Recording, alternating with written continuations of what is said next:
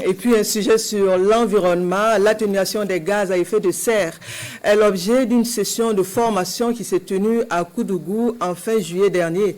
La mise à niveau concerne les experts du domaine des changements climatiques et cela sur initiative du secrétariat permanent du Conseil national du développement durable.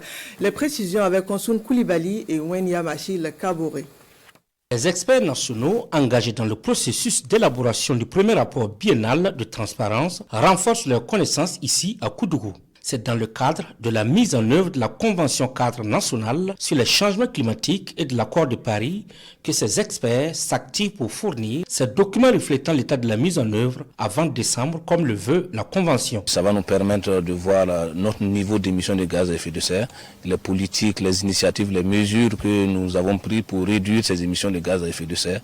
Donc c'est vraiment un inventaire exhaustif sur l'ensemble du territoire et y compris tout ce que nous avons reçu comme accompagnement financier, tout ce qu'on a reçu comme renforcement de capacité, tout ce qu'on a fait en matière d'adaptation au changement climatique, en matière de transfert de technologies et sans oublier d'autres aspects comme les questions de genre. C'est le chargé de renforcement des capacités des pays francophones du programme des Nations Unies pour le développement PNUD qui partage son savoir et son savoir-faire avec eux. Il intervient dans le domaine de l'inventaire des gaz à effet de serre et de l'atténuation de ces émissions. Il mise sur un outil spécifique, le GACEMO, pour une raison précise. La simplicité. Cet outil permet pas tout simplement de l'analyse de l'atténuation, mais aussi nous permet d'un contrôle de qualité de notre inventaire. L'inventaire couvre la période 1990-2022.